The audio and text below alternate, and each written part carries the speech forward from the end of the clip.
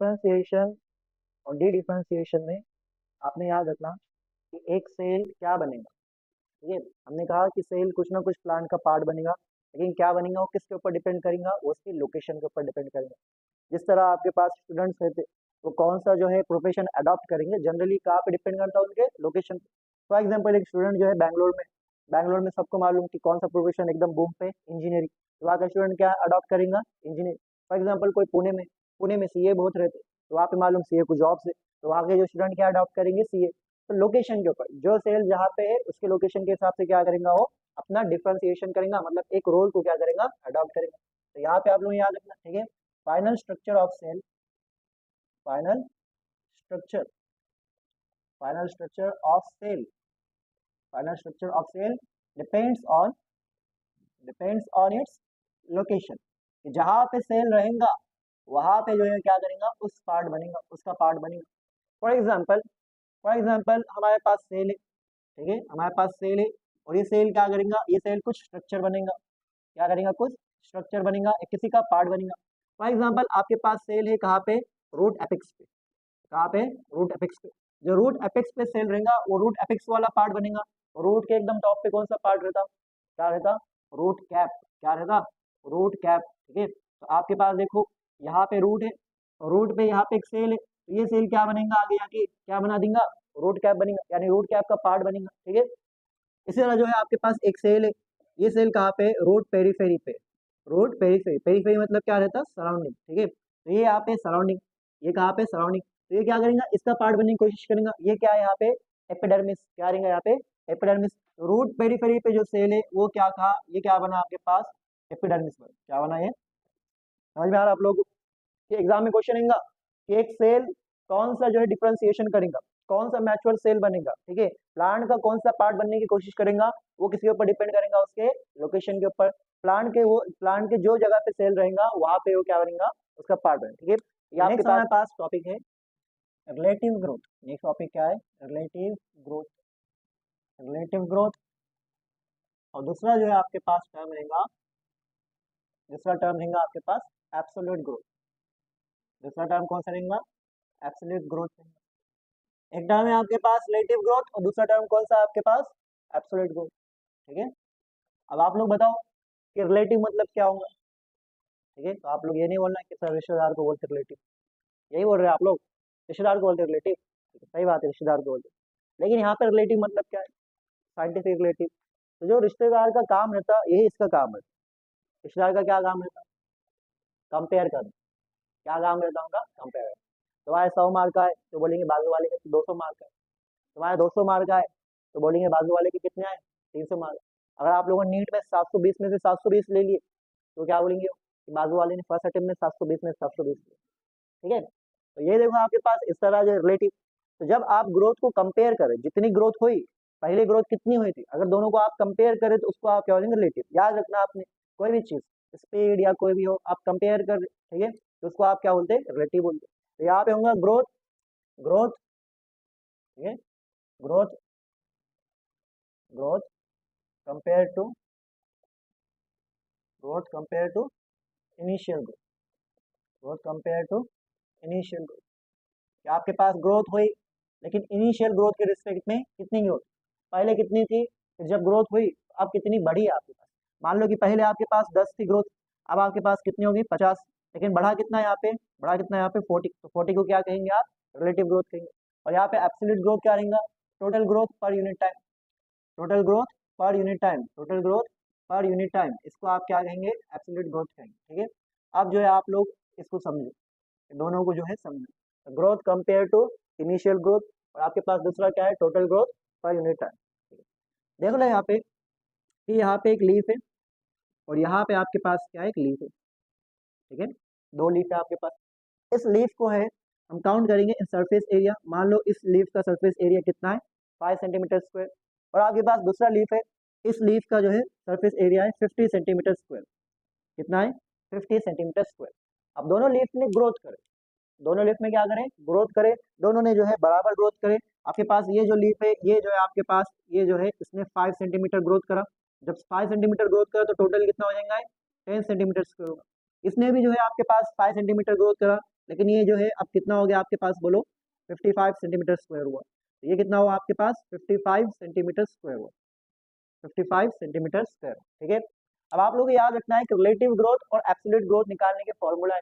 Relative growth मतलब क्या रहेगा आपके पास, यहाँ पे हम लिखेंगे कि रिलेटिव ग्रोथ अगर हमको निकालना है, क्या निकालना है, रिलेटिव ग्रोथ, तो हम लोगों को जो है फाइनल माइनस इनिशियल करना है, फाइनल माइनस इनिशियल करना है। जब आप फाइनल माइनस इनिशियल करेंगे ये तो टोटल ग्रोथ हो जाएगी, और टोटल ग्रोथ को जब आप कंपेयर करेंगे किसके साथ, इनिशियल के साथ, यानी इसको आप क्या करेंगे, डिवाइड करेंगे इनिशियल के साथ, तो आपको क्या मिलेगा, रिलेटिव ग्रोथ।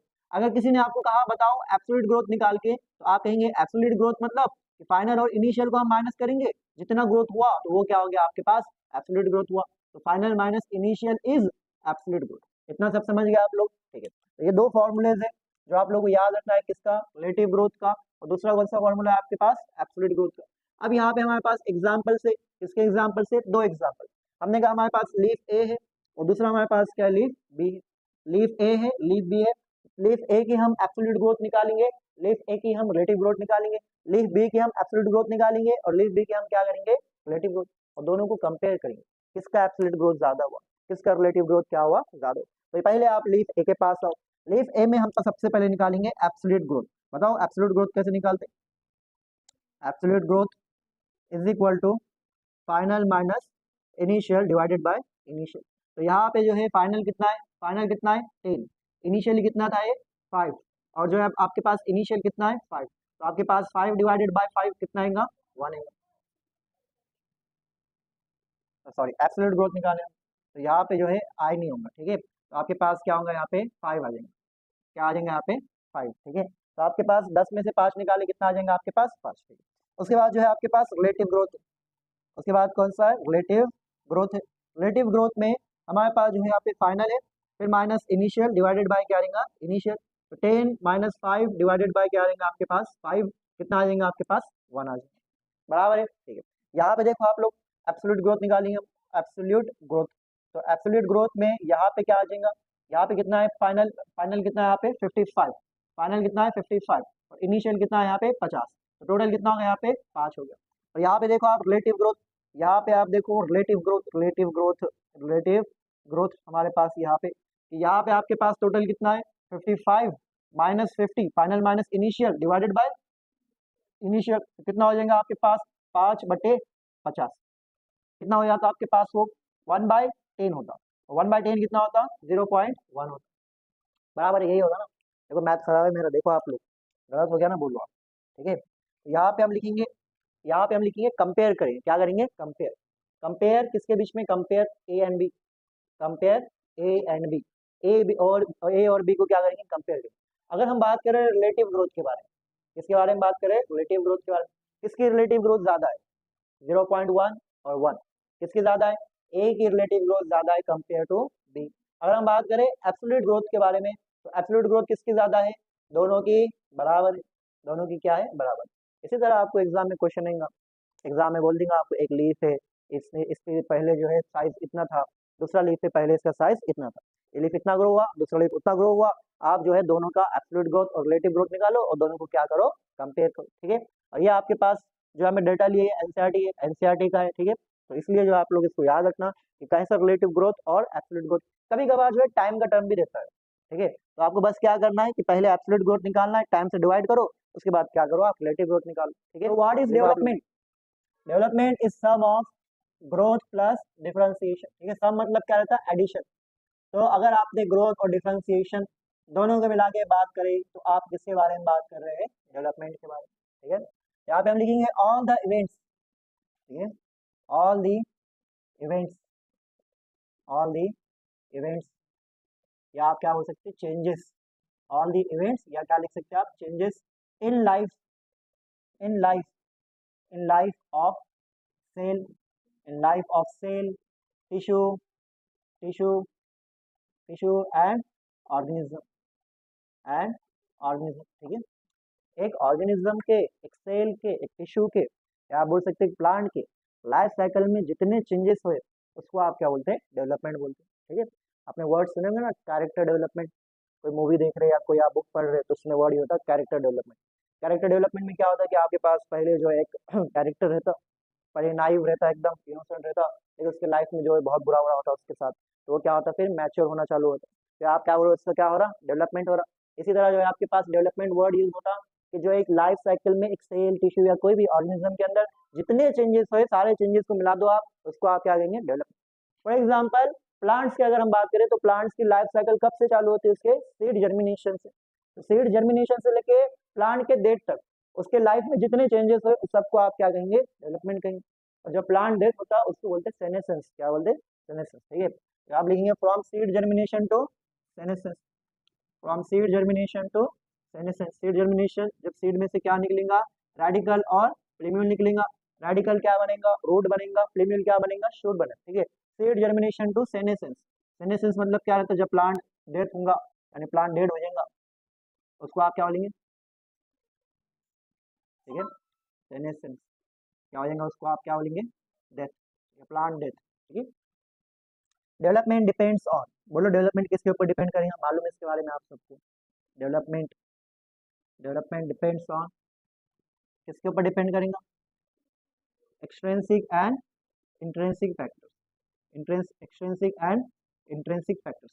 याद है आप लोगों को, हमने जो है फैक्टर्स अफेक्टिंग ग्रोथ में लिखे थे, both both growth and development are affected by external and internal factor, जिसको और क्या कह सकते हैं आप, एक्सट्रिंसिक।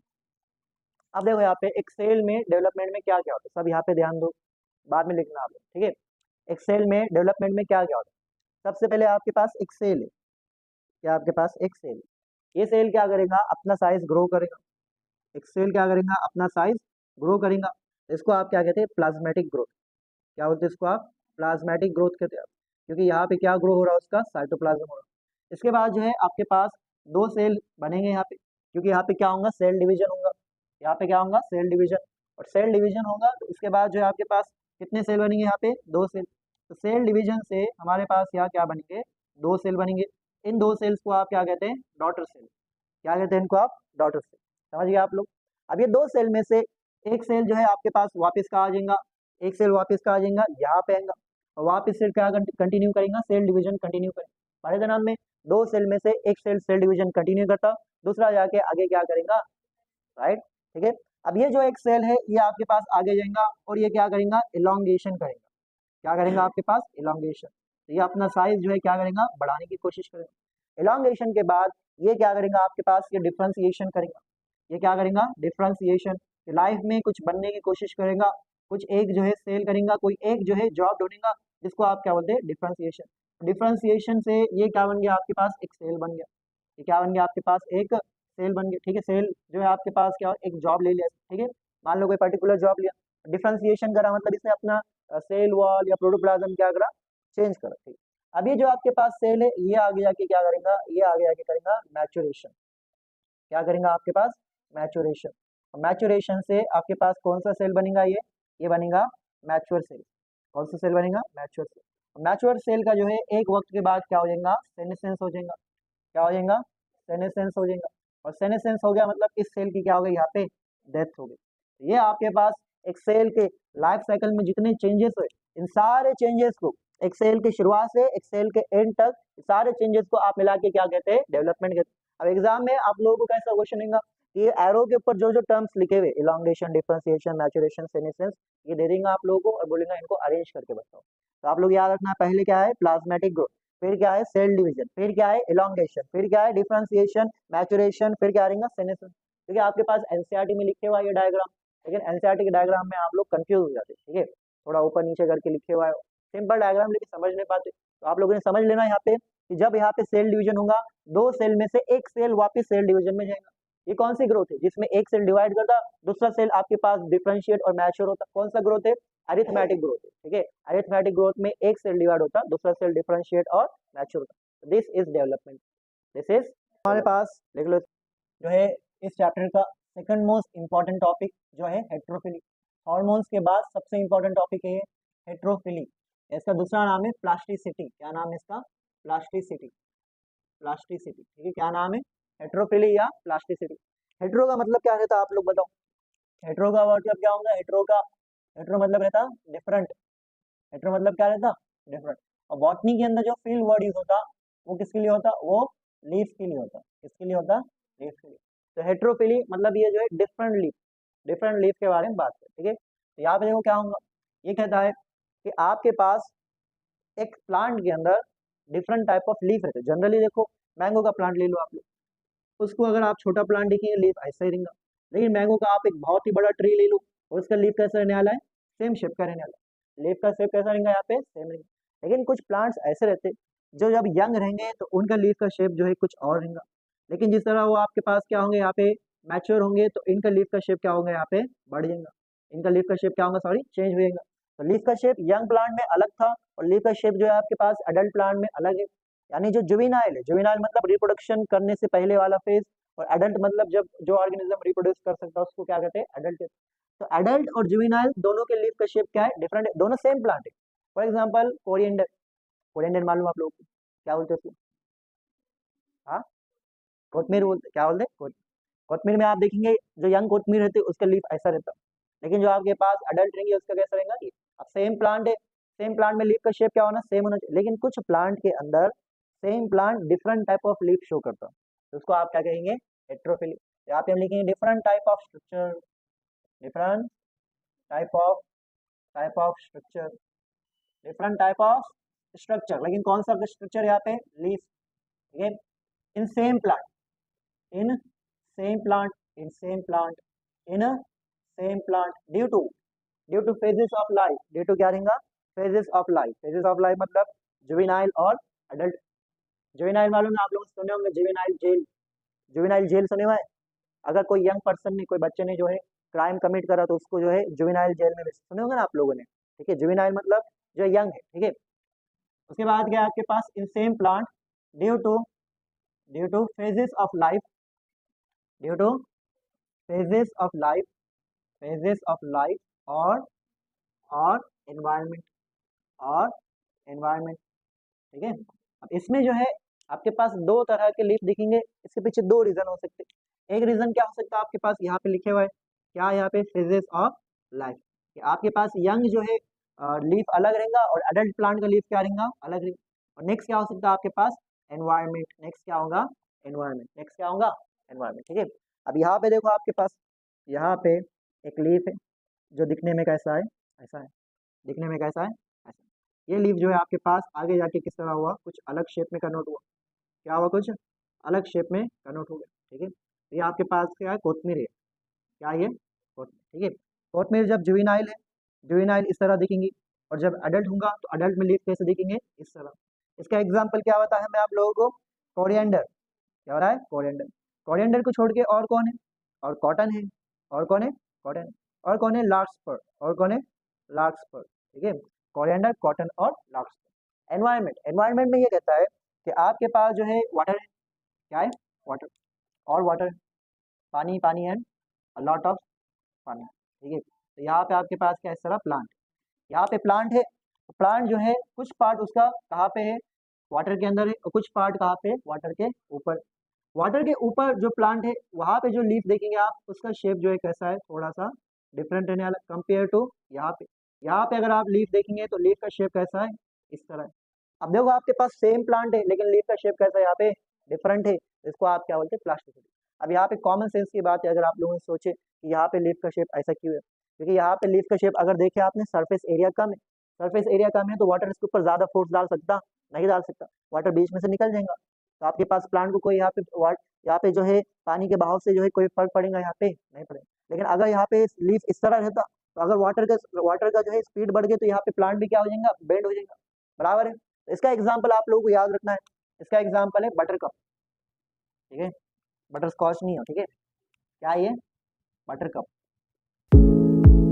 बटर, अब याद रखना आपने, बटर कप एग्जाम्पल है एनवायरमेंट, याद रखो कप, कप में क्या रहता, टी रहता, तो टी किससे बनती है आपके पास, वाटर से। तो कप वाला एग्जाम्पल किसका है, एनवायरमेंट, और बाकी सब एग्जाम्पल किसके, फेजेस वाला। हमने आप लोगों को कहा ये सेकंड मोस्ट इंपॉर्टेंट टॉपिक है आपके, ठीक है। पीवाईक्यू में देखो आप लोग सबसे ज्यादा क्वेश्चन हार्मोन्स के, और हार्मोन्स के बाद जो मैक्सिमम क्वेश्चन आने वाले कहाँ से आने, हेट्रोफिली या प्लास्टिसिटी, ठीक है, लिख लो इसको आप।